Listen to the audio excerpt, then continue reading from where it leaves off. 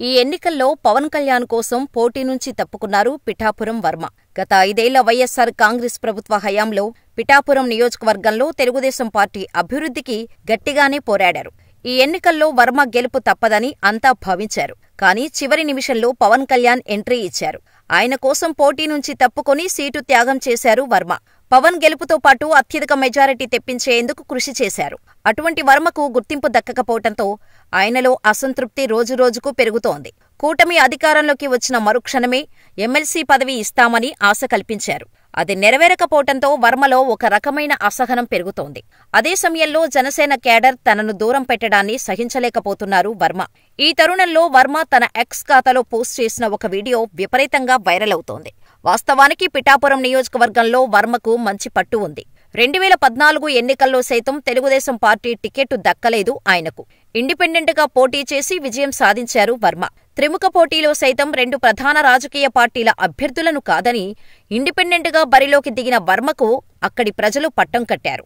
ఎమ్మెల్యేగా ఎన్నుకున్నారు. ఎమ్మెల్యేగా గెలిచిన తర్వాత వర్మను టీడీపీలో చేర్చుకున్నారు చంద్రబాబు. 2019 ఎన్నిక టీడీపీ టికెట్ ఆయనకు ఇచ్చారు. కానీ జగన్ ప్రవంచనల్లో ఓడిపోయారు వర్మ. అయినా సరే గత 5 ఏళ్లలో పిఠాపురం నియోజకవర్గంలో పార్టీ పూర్వ వైభవానికి కృషి చేశారు. ఈ ఎన్నికల్లో వర్మ టీడీపీ అభ్యర్థిగా తప్పకుండా గెలుస్తారన్న విశ్లేషణలు కూడా ఉన్నాయి. సరిగ్గా అటువంటి సమయంలోనే ఎంట్రీ ఇచ్చిన పవన్ కళ్యాణ్ మా ఆశలపై నీళ్లు చల్లారు. అయితే ఎన్నికల నుంచి తప్పుకొని పవన్ కళ్యాణ్ విజయానికి కృషి చేస్తే వర్మకు ఎమ్మెల్సీ పదవి ఇస్తానని చంద్రబాబు హామీ ఇచ్చినట్టు తెలుస్తోంది. అటు పవన్ కళ్యాణ్ సైతం వర్మ విషయంలో సానుకూలంగా ఉండేవారు. దీంతో కూటమి వచ్చిన తర్వాత వర్మకు తప్పకుండా పదవి దక్కుతుందని అంతా భావించారు. కానీ నామినేటెడ్ పోస్టుల భర్తీ దాదాపుగా పూర్తయింది. ఎమ్మెల్సీల నియామకం కూడా జరిగిపోయింది. అయితే వర్మ పేరు పరిగణలోకి తీసుకున్న దాఖలాలు లేవు. దీంతో ఆయనలో ఒక రకమైన అసహనం పెరుగుతోంది. పైగా పిఠాపురం నియోజకవర్గంలో జనసేన క్యాడర్ వర్మను లెక్కచేయటం లేదు. ఈ పరిణామాల క్రమంలో వర్మ ఓ వీడియో పోస్ట్ చేయటంతో అంతా వైరల్ అయింది. అసంతృప్తితో పవన్ ప్రసక్తి లేకుండా ఓ వీడియో సోషల్ మీడియాలో హల్చల్ చేసింది. పవన్ గెలుపు కోసం తాను చేసిన ప్రచారం వీడియోలు అన్నీ కలిపి పెట్టారు. అయితే ఇందులో ఎక్కడా పవన్ కళ్యాణ్ కనిపించలేదు. కేవలం పవన్ గెలుపు కోసం తాను చేసిన ప్రచారం మాత్రమే ఉంది. దీంతో పాటు ఆయన పెట్టిన ట్యాగ్లైన్ కూడా చూస్తే పవన్ కష్టపడి విజయం సాధించలేదని, తానే కష్టపడి పవన్ కళ్యాణ్ను గెలిపించాలని అర్థం వచ్చేలా ఈ వీడియో పోస్ట్ కూడా ఉంది. దీంతో సోషల్ మీడియాలో ఇది విపరీతంగా వైరల్ అవుతోంది. అయితే ఈ వీడియో వైరల్ కావటంతో వర్మ తీరుపై జనసైనికులు మండిపడ్డారు. తమ నాయకుడిని ఉద్దేశించి వర్మ ట్వీట్ పెట్టారని ఆరోపిస్తూ ఆయనపై సోషల్ మీడియాలో దాడికి దిగినంత ప్రయత్నం చేశారు. దీంతో అలర్ట్ అయ్యారు వర్మ.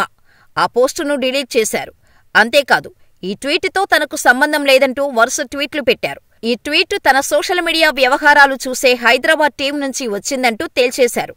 అయితే గత కొద్ది రోజులుగా వర్మ తీవ్ర అసహనంతో ఉన్నారని, అనుచరుల వద్ద బాహటంగానే తన ఆవేదన వ్యక్తపరిచారని, ఆయనే ఈ ట్వీట్ చేశారంటూ జనసైనికులు ఆరోపిస్తున్నారు. మొత్తానికైతే తాను చెప్పదలుచుకున్నది చెప్పి ఆ పోస్టును డిలీట్ చేశారనే అనుమానాలు కూడా ఉన్నాయి. మరి ఏం జరిగిందో ఆ దేవుడికే తెలియాలి.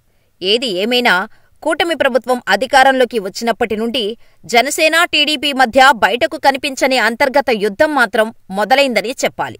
గతంలో ఈ ఇరు పార్టీలు బహిరంగంగానే కొట్టుకున్న సంఘటనలను కూడా ఎన్నో ఉన్నాయి. అయితే కొన్ని నెలల క్రితం డిప్యూటీ సీఎంగా లోకేష్ ఉండాలంటూ ఇండైరెక్ట్గా పవన్ వైఖరిపై మండిపడ్డ వర్మ తాజాగా ఇలాంటి పోస్టు పెట్టడంతో టీడీపీకి, జనసేనకు మధ్య పొత్తు పొసగటం లేదని, ఈ క్రమంలోనే పవన్ బీజేపీతో కలిసి సన్నిహితంగా ఉంటున్నారని వాదనలు కూడా వినిపిస్తున్నాయి.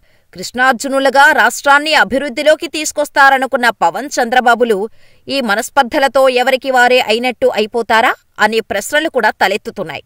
మరి ఈ అంశంపై మీ అభిప్రాయమేంటి?